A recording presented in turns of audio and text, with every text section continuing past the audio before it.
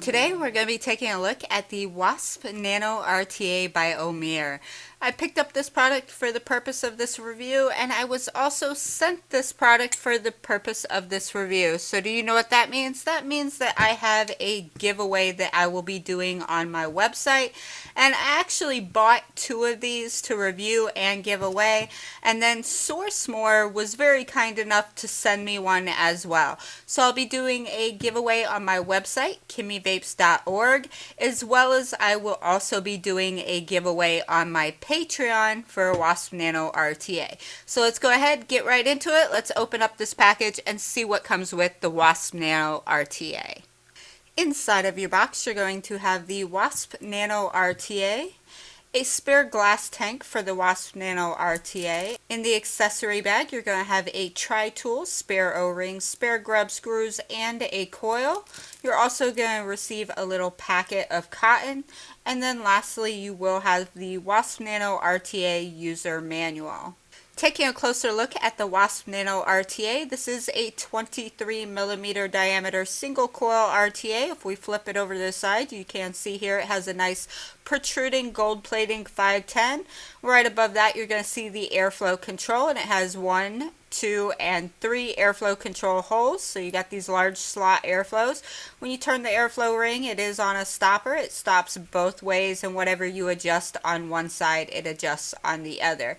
Taking a look at the top, you have this kind of drip tip slash top cap all in one combo. Now the whole top piece here is going to be made of plastic, and it is threaded on.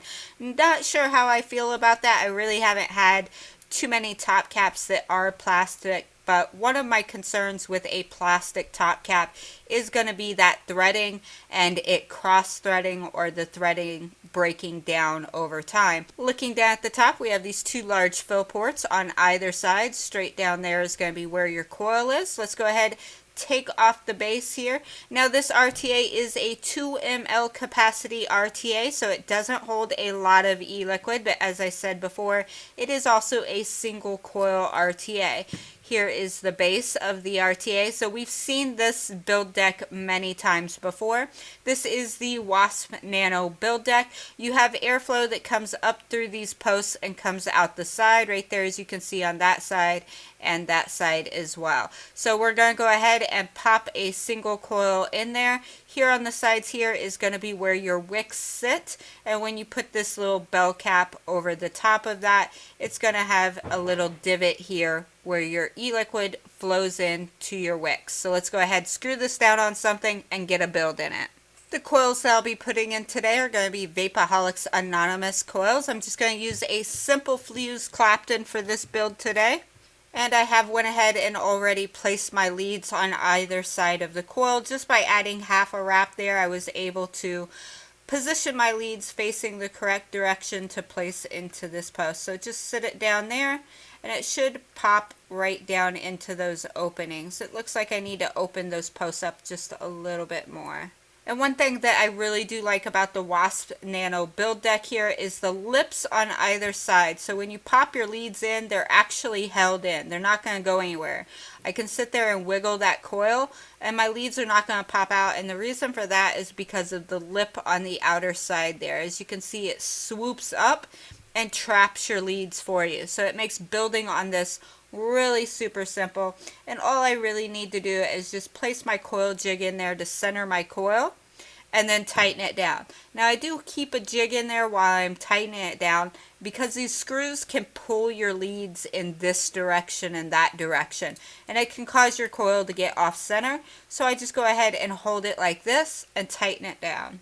So once I've tightened down my coil legs, I can go ahead and position my coil. Now this is a 3mm coil, and you're not really going to be able to get much bigger. Again, this is a 23mm RTA. It's not really meant for really big builds. So this is just a simple fused Clapton, and I'm going to go ahead and pull up on that to get that coil up, sitting a little bit above that airflow. I don't want it dropped too far down because there won't be any airflow underneath my coil. So I want some of that airflow to go up under my coil, and to do that, I'm just rocking my coil back and forth a little bit and pulling up on it so that I can get it sitting up about flush with the top lip of those posts. So if you look on this angle here, you can just see that my coil sits nice and flush with the top of those posts. There's what it looks like from the side view, and there's not a lot of space on either side of that coil, so that airflow is just going to smack straight into the side of that coil. Let's go ahead and clip our leads. So when clipping your leads, you do want to make sure you get that wire clipped as flush as possible. You don't want any extra wires sticking out past that little lip right there that you see. Same thing on this side, and there you can see my leads are cut nice and flush. So let's go ahead and dry burn this coil. We're just going to gently pulse it at low wattage to make sure we don't have any hot spots in the coil. Alright, now that everything's glowing nice and evenly, we can let this cool down, and then we'll throw some wicking in it. Just going to be using some cotton threads. I'm just going to go ahead and slide this little aglet right through the coil here. It is a little tight because I pulled on my coil, so it kind of shrunk that inner diameter, but I'm able to get it through there. Now I am wicking this really tightly. I want some resistance with my cotton as I'm pulling it through, and then I'm going to go ahead and trim the ends off here real quick. So what I'm doing is I'm resting my scissors right here on the top of that O-ring on the outer part of the build deck, and I'm just going to cut at a little bit of an angle outward to give me a little bit of length on the top. And then I'm going to do the same thing on the other side. So what I'm going to do is I'm just going to hold on to one end of my cotton and lightly comb out the ends on the other side. Just a real light comb out, not too loose. I don't want leaking on this, and I don't want gurgling or flooding. So I'm not combing out too much, just pulling a little bit of those straggly fibers out on the ends, and then I'll go ahead and clip those off again. So when I push my cotton down, I can see it's a little too long. See how the cotton is folding in on itself when I push in? So I'm going to go ahead and trim this a little bit more. Now, because there really isn't anything to hold the cotton down into these wells, what I'm going to do is I'm going to go ahead and take my Prohibition White Lightning. That's what I'm going to be using today. And I'm just going to put a couple drops on the ends here of the cotton, just to help it lay down. And then I'll finish wicking it up once I'm finished here. So just putting a little bit of e-liquid on the ends, and that's going to help me lay that cotton down into those channels. So I've got some e-liquid on my cotton. It's a little saturated. I can go ahead and pinch those pieces together and just lay it down into that little cutout, just like this. So now my cotton is sitting down in that little cutout, as you can see on this side and on this side, and I've let the cotton kind of wall off that area. Now it's not packed in there tightly. I did put a little bit of e-liquid on the wicks to hold them into place, but I made sure to leave it nice and loose, and that's so as that e-liquid can easily travel up.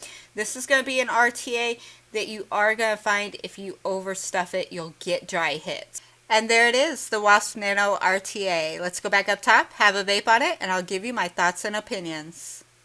Alright, and that was an up-close look at the Wasp Nano RTA. So what are my thoughts? Let's go over what I do like about it and what I don't like about it. So firstly, what do I like about this RTA? I really love the flavor and the vapor production on this RTA. The fit and finish on it is really good. When I received it, it was really nice and clean. The accessories, big pro on that. So the little 23mm RTA definitely produces some really good flavor. The next pro on it is going to be the airflow. I'll go ahead and let you listen to the airflow. I have it set to wide open.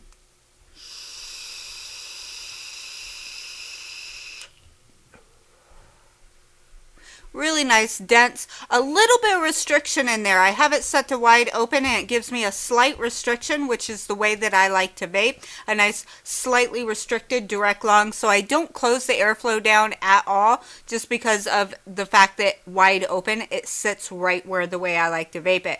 Now, I will say about this airflow, there is some things that I don't like and I think could have made this airflow better, and that would be the tri-airflow holes. So instead of 2 airflow holes at the bottom it has 3, and I actually think that third hole is making the airflow more turbulent as well as making it louder. So I kind of wish that they had only stuck to just 2 airflow holes, one on either side, and it would have made that airflow just all the better.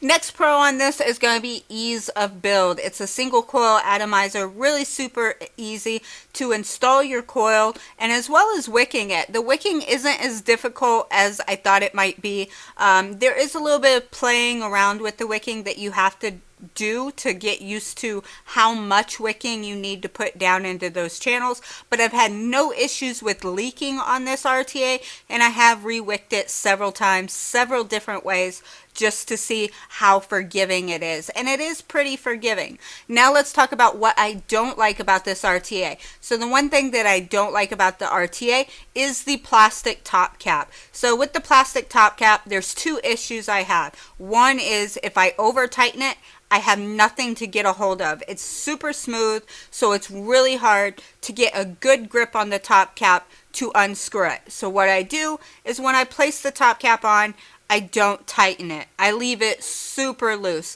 And the reason why I do that is because twice now I've had this cap get seized up and I cannot get it to break loose without taking the atomizer off the mod that I have, taking the base off, taking the glass off, and actually grabbing a hold of the chimney to get that top cap off. So because I don't want to have to keep doing that every time I get the top cap stuck, I just leave it a little loose on there. It does have an O-ring on the inside of the top cap, so it does still create a seal. I don't get any leaking, not out of the side, not out of the bottom.